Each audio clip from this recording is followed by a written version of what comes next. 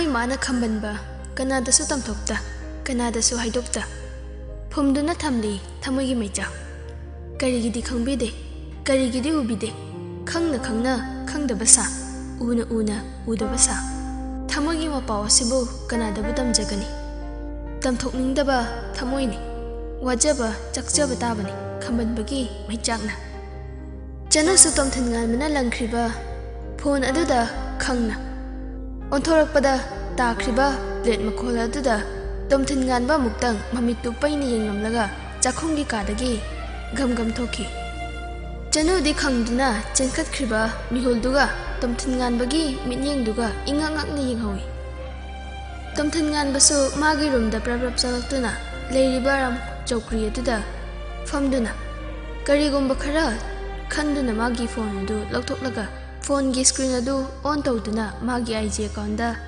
changduna search tafam aduda makhut khupi ani changduna typing kana tawi Janu Salam asumna search tawbani maduda tholakliba Janu Salam singdudi manungda ahum subada lairiba account adu changduna yengi mahakna thidu chummi Janu Salam CEO of RK Cosmetic Company married don't just book by its cover followed by Dr. Priya 397 Luansby Pamhiba Sagolsep and 20 others Tomthingan basu thariba info singdu mathang manaw naina pari madugi tungda mu follow toriba mi singi number adu amu yenglakpada 52445 followers 50 following haina thariba duda yenglaga mahaksu follow to sili adubu ngasaidagi urudaba pamhaibana follow toribadu ubada mahak sauningi adubu mahak amuksu wakhalda khalli kainoiga magase asukhuina leminaraga follow tonade adu ngasi aina tawrisibu asi haina amuk unfollow tawi adubu kari khalurabano sukhangda amuk follow da namduna thagatliba post khudingwa yengaklami ahanba post The evening sky keeps calm and pleasant. Atiyadu numit na taramdagi, lechil kayana, paibagi, photo aduso hapni. 300 likes, 50 comments. Adum na sumsum chingtharaklaga yengbada post to lawyer duna. Atopa IGTV amadi reels ti thakatabanina mahaksu amuk magi IG account dagi tholaklaga phone adu screen off tawduna thamki. Wakhalda sukhalli. Janu gi thagaliba post khudingma yamna quite oiba environment amadi nature beauty da ngaujai haibasi adum khangma ngami adubu mana de sigumba magi hobby asi nomata haide adu tanatana karigumba khudam amata sutte maduna takpadi tomthingan base janu na ignore tawi haibasi tomthingan basu khangjarakpada mathamoidu nuaitaba phaujaраklami adumna wakhal tawringai Januna tomthingan bagi maningdagi taplapna hairaklami chak loire tomthingan basu hantakti haifet onthoraklaga khumlaklami kumamo adu khak hairaktuna amuk leithoki janusu hairaklibaduda kumki asumna chakhongi dining table aduda makhoi anidu wala ngangnaduna chak chari ngayaki mafam adu ichikchi adubu tomthingan bana achikpadubu thugairaduna hairaktam nangi phone do ayengaina ma silage janasu charamba jaktu deplaga tomthingan bada yinglaklami tomthingan basu makha dumak taraklami pamhai bai se kanana janu halakti tomthingan bana pamhai babu yam khangmagum palakpaduda amukka henangak pai do iki adabu tomthingan badi janu na khumlaktrabaduda mabu sitrini haina laukhiduna Khangaw lakolaklami ain hai stadro ha janadu hadakti mihulgadu lawaidu ton yokrabani adubu mahak matam asukuin tomthingan bana mabu sauri basi pamhaibagi maram oire haibasi madi mahak sukhangde adubu mahakna khumge tawbaga tomthingan bana hadakti januda mamaidu leisilaklaga karemnaba minokka loinana hairaklami Contragasina Lord Faubadi, Nang Nupa Topaganasu, Marie Tambiar. Nang khangna, Taurabanina, Adugi punishment, Nang Nasana Fangnaba, ready the layer.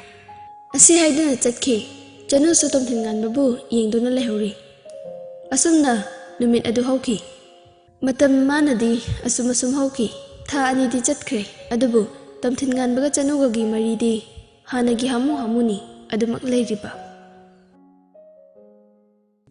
ꯑꯃꯔꯣꯝꯗ ꯃꯃꯥꯇꯣꯟꯁꯨ ꯐꯠꯇꯕ ꯋꯥꯈꯜꯅ ꯅꯣꯡꯃ ꯅꯣꯡꯃꯒꯤ ꯂꯥꯡꯒꯣꯏ ꯑꯁꯨꯝ ꯆꯦꯜꯁꯤꯜꯂꯛꯂꯤ date 15, 2021 ꯄꯂꯦꯜꯒꯤ ꯃꯅꯨꯡ ꯆꯪꯁꯤꯟꯗꯨꯅ ꯂꯩꯕ ꯆꯤꯡꯅꯨꯡ ꯑꯃꯅꯤ ꯃꯗꯨꯗ ꯈꯥꯡꯄꯣꯛꯁꯪ ꯈꯔꯁꯨ ꯂꯩꯔꯤ ꯅꯨꯄꯥ ꯈꯔ ꯑꯃꯅ ꯃꯩ ꯊꯥꯔꯤꯕ ꯖꯒꯥ ꯑꯃꯗ ꯑꯣꯝꯁꯤꯟꯗꯨꯅ ꯌꯦꯟ ꯃꯇꯨ ꯐꯣꯏꯗꯨꯅ ꯐꯝꯂꯤ ꯅꯨꯄꯥ ꯈꯔ ꯑꯃꯅ ꯅꯥꯀꯟꯗ ꯂꯦꯞꯇꯨꯅ ꯀꯅꯥ ꯂꯥꯛꯄ ꯍꯥꯏꯅ ꯌꯦꯡꯂꯤ ꯂꯩꯔꯤꯕ ꯁꯪꯁꯤꯡꯗꯨꯒꯤ ꯃꯅꯨꯡꯗ खरा चौतकना साबा संग अदुगी मनुंगदा जीरो बल्बना थालिबा फमुंगा कोनना लैबा कादुदा नुपी अमा मसम मना इफाफा फमुंग मथा अदुदा फमदुना मचिंदा करिगुंबा खरा सोंदुना मखुतका अमा अनी पाबुगुम थेक थेकदना लैरी तंजादुदा संग अदु लोनबो ओइबना थोंग अदु हांतोरकलगा नुपा अमना मखुता चाक पुखम ममा पाइरगा लेमाय अदुदा थमदुना नुपीदुगी मनाक्ता इंसिलमलगा थोंग अदुम लोनखी नुपी अदुसु मागी चानबा पिरकलिनी हाइबसे खंगलदुना फमुंगदगी फन लाउना जोंथरकलगा चाक पुखम अदुदा यावरिबा चाक अदु हेंजांग यावबसु नत्तबा मदुदा मखुत्ता खुबांग नमदुना यामना हाउना चारी मदुबु बदा मियोइबा कनागी थमोइना पेना लेबा ngumgदगे अदमा मिटलु अनिदगी पिरांगना थमतखिगनी असुमना नुपी अदुना चाकतु चारिङै तंजादुदा नुपा अमामु थोंग अदु हांगलगा चंगक्तुना थोंग अदुबु मनुंगदा लोनसिन्दुना मखादा फमलिबा नुपी अदुगी मनाक्ता तपना चंगसिलक्लिबा नुपी अदुसु चारंबा चाकतु लेपलगा नुपा अमा चंगसिलक्पदुदा मसादु पाखतना चंगसिलक्कनु हाइना लाउदुना मनिंगदा मसादु सुम हल्ली अदुबु नुपा अदुदी ताबिदना असुम चंगसिन्दुना वखल चोइरबी नुपी अदुबु नुपी ओइबिगी इज्जतबु हंजिन तेमसिंगनबिरी अमरमदा मपानदा लैरिबा नुपासिंग अदुसु नुपीदुना लाउबा तारबसु करिसु हाइरुदुना हेन्ना नोखेदुना मखोइ मसेन ओसिनदुना लैरी असोमदना तोमथिनगानबदु मागी सेक्रेटरीगा पुन्ना सलाइगी कंपनी अदुदा लाक्लमी महाकना कंपनी मफम अदु योरक्लबदा गाड़ीदगी कुंगे हेक तौबगा नहामुक माना मोइरांगदा हाइथरकपदा चनुगा वारी साहुबा नुपादु कंपनी अदगी मनुंगदा चंखिबदु उबदा महाक ममितुना नुपादुदा खाना यंगली महाक तसेंगना हाइबदा चनुगी फोनदा मेसेज थारकलंबा पामहैबसी माना उख्रिबा नुपादुनी हाइबदी खंगदुदे अदुबु मागी वखददी पामहैबगा हौजिकी नुपादुगा तोंगाली हाइना पुरी महाकना अदुमना लैबदुदा सेक्रेटरी अदुसु हाइरकलमी सर कदौबिरगे चंगनब तौरसे तोमथिनगानबसु ग्या लाक्तुना महाकसु कुमलक्लगा कंपनी मनुंगदा चंगलक्लमी असुमना कंपनी मनुंग अदुदा चंगलक्लगा सलाइगी फाउंडर असि थोलक्पा गाइदुना तोमथिनगानबा मदि मागी सेक्रेटरीगा पुन्ना मखोइगी गेस्ट रूमगी सोफादा फमदुना गाइरी तंजादुदा राजेश अमदि पामहैबसु थोलक्तुना मखोइगी मनाक्ता चंगलक्तुना पामहैबना मोमोन नोकपा माइथोंगदा मखु तिंथोक्तुना तोमथिनगानबदा हाइरकलमी nice to meet you mister Tomthinganba I am Pamheiba founder of Salai तोमथिनगानबसु हाइरकलिबदुदा यंखलक्लमी मदुदा महाकना साउनिंगना नुपादुना पामहैबा अमु ओइरंबदुदा महाक ब्लड इ हाइगलक्लमी अदुबु पामहैबसु नोकमी यंगलिबदुदा तोमथिनगानबसु फना साउनिंगबा लैरबसु महाक मतंग मतम अमदि चानदे हाइना मसागी असावबदु फाथाजदुना मकुतु तिंथोरकलगा मोमोन तौबा माइथोंगा लोइनना हैंडशेक तौई मी टू असुमना मखोइ मरीदु मखोइगी कॉन्फ्रेंस रूम दा चंगक्तुना थारिबा चेयर सिंगदुदा फमलगा पामहैबना हाना वा हौदोरकलमी आरके फाइनेंस कंपनी का अखोइगा कोऑपरेट थमनदुना बिजनेस असी पार्टनर ओइरनी हाबदा अखोइगिदि लाइबक याम फबने हाजरिबा हाइरकलिबा वादुदा तोमथिनगानबसु हाइरकलमी माने मदम कुइना बिजनेस पार्टनर होइदुना लोइनसे अदो फाइल अमता यंगियो असी हाइदुना मागी सेक्रेटरी दा फाइल अदुबु पीको हाइना यंगलई मदम अदुदा सेक्रेटरी अदुसु फाइल अदु पिरकलमी मदुदा राजेशना लौदुना haifet yengduna amuk pamhaibada hairaklami.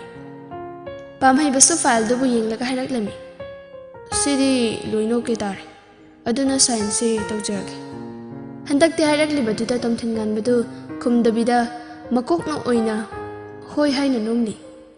Pamhaibasu file adubu sign tawba loiraga amuk tomthinganbada piraktuna tomthinganbasu file adubu lawduna sign amuk tawraga aroi boina handshake tawnduna tomthinganba amadi magi secretary aduga tholaklami.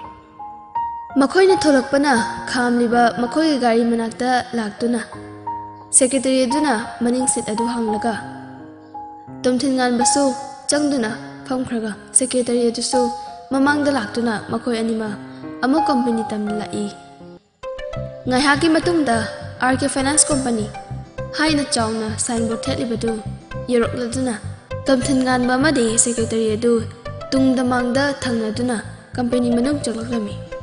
Asumna chalakpana chairman gi room do tamna tomthinganbasu laklami. Chairman gi chawraba room aduda thariba sofa aduda Julie du kanagumba maga phone da wari saduna leiri. Hoi hoi laki leiram. Ado aina habadudi soiba yaba nate. Phone da kisu nupi na hairakpa makholni. Hoi soiroi nangda purao. Phanaba loisinba loirabani. Hoi. Asumna saringai du tomthinganbasu chalaklami. Julie su mi changakpagi khongom makhol aduda phone du thunamak thamnakhi. Tomthinganbasu mana changakpaduda Julie leiramaduda mahaktu maithongda momon tawrabasu chanugi wakhalna mahak pothaba phangdringai duda amuk Julie sina leirambasida mahak sawningmana loire. Adubu wadi ngangduna magi famfamla changduna chair duda phamthai. Julie su khangi madudi tomthinganbana mabu ignore tawi habasi. Adubu ikai bagi sigli tatkhrabi sawungi maikhum panbi oibana famnambadagi hawgatuna tomthinganbagi manak tamna laktuna maraiga du kolaga hairaklami. Tom horendo birthday party magi invite tawraeba adu chattaba yadabani ko hairakliba wadu da tomthinganbadu mamitna fairap yenglaklaga hairaklami. Aise couple life habdu orubani adudi invite lakpasi aigi wife su pulap lakadabu natro. Julie du tomthinganbana magi wife kaina hairakpaduda mathamoidadi sawningmana loirabani adubu magi saklon asidi uthokpa yadabana tapna adumak hairakami.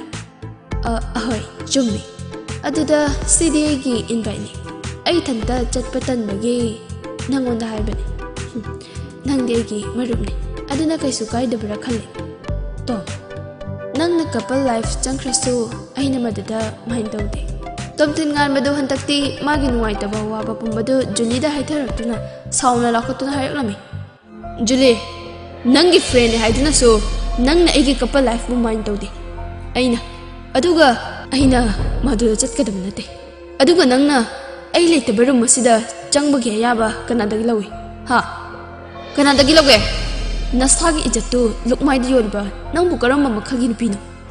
Julie do amukta adugumba tomthinganbagi mawongdu udriba oibana masadu kharadi kizana mihullu chongi. Adubu masu maithongdadi utana sauna hairaklami. To nang hanuk manadre aina nangi kada laibabu kanagi ayaba lawdorige aisi nangi marupne aduga nangna party du chatningtrabadi yare ai amu hana su haira oi company asida su laoi. Asumna sauna hairamduna thoki. Tomthinganbasu Julie na thokrabada masu sauna magi chair duga konana mamaidu phaklangromda lesinduna makutna marai bakta thamlaga laiki. Asumna ayuk nungthilgi matamdu loirduna nungdangi matamni. Julie ngasidi magi kadagi mapansu thokta mamit ani aduna imuk ngangna asawbugi sakfamda famung aduda famduna leiri. Amuksu machin aduda soli. Aigi punsida khurau thangba nangbudi aina maru phangna muthatkani kananasu aigi ifamda yetpasu yaro aduga tomthinganba nangsu aigi ipuroiba oidana khaktokla asi haina amuksu yamna tukatchaningai oiba minok amaga loinana nokli.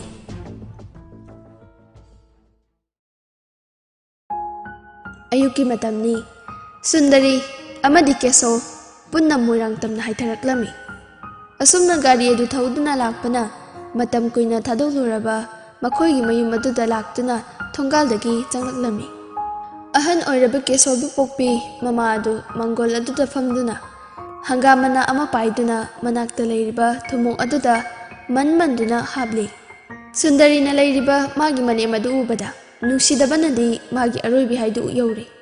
Adubu mapuroibaga punna adumak changlaklammi. Kesosu chumang aduda leplaga mamabu kauraklammi. Ima kauraklibaduda ahal nupidu onthorai adubu magi matam kuina urudraba machanupana ngasi laktuna ima haina kaurabaduda mitluwanidagi pirang sintharaklammi. Imagi achauba ima ai imaga wamta tanagin lakpani. Tarakliba pirang singdu taithoktuna hairaklammi.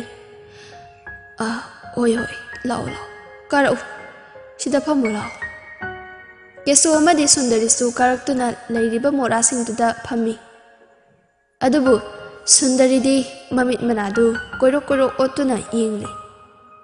Amuksu ahalna leibagi nahamata yaudrabanina loisinba ngamdana leiriba ingkhol mate kharaduda horiba napi singadu ubada madi hainadaba haibadu oire. Kesosu wa haudoraklammi. Ima ingkholsu yolage machanupagi hairakliba wadu tabada ahal oirabi mamadu makok thakta braja lising kaya tarakpaga pangkhak oikhi. Keso amuksu makha taraklammi. Ima aina haijarise aikhoi business amagi mafamsi onbagini sida imana yade haina haibigana. Ima suwada aikhoiga punna leiruse namausu leiri aduna ima ada dum leirasiba handakti wadu taba ngamlaktaduna hairaklammi.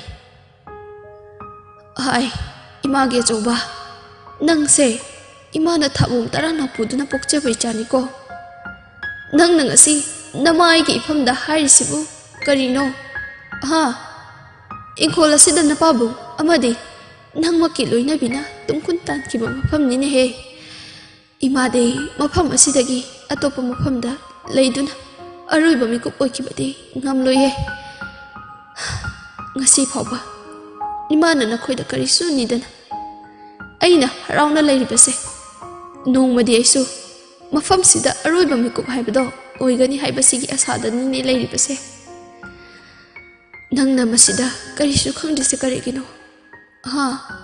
Hayuse aduta sunate mafamse nangidi napa napugi haurakfamni. Nang karigi kaurino. Ima migi sedangba mafam aduda leiba pamde. Aduga mafam asisu yonbagi ayaba namaina pide. Hoi ima na haido yam chummi adubu aigisu mafam kitang chaba yenglakpada mafam asi tabana haijabani ima. Ima na ibu nachani haina nushirabadi aina haibasi yafam thoktabro. Sida sum leiraga hayeng siramdaidadi leikai miyamna macha mamo asina mama hansibu yingshinde siramdai sifauba hairudro. Ima na ikhoibu asuk yamni yon pamsi karigino. Aina mamangdasu hairaba natro ada pulap leirsi haina handakti mamado sauna laukhalaklammi.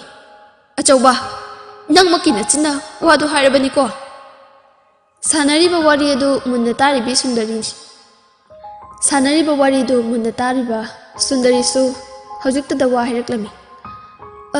Imasu nachanupana haise kharadi gyan tabiba yarabani. Kai kanadabada sum hangnaraga asuk ahal oirabi imana mafamsi senanga ponte. Makhoi tamo kanade mafamse yonaba hayengmak advocate ama puduna lasi. Kesosu yauraklammi. Ima ai hayeng advocate ama puduna lagani mafamsi yolagani imasu ada leiba yanaba punaba pisingdu yomsulam ngasigidi yaurage. Asi hairamduna mamagi wa mata taduna Keso amadi Sundari du fukhawatuna chatkhi. Mama oibi mahakti macha mamongna magi wabu wa oina tabidrabada mathamoi sokna kapchahori. Amaromda Janudu ngasidi masa kaya nungaiti haina thabak chattana magi kadagi mapan thoknana lei. Tumthingan basu Januna tholaktabaduda kari tawrabano haina mahak hangbasu changningi adubu changbadi ngamlamde aibu kaidorage amukta hangusirani hoida amta hangugeda madu khandana mahaksu changlaklami thongsu hanglaka leirambana mahaksu changlaklami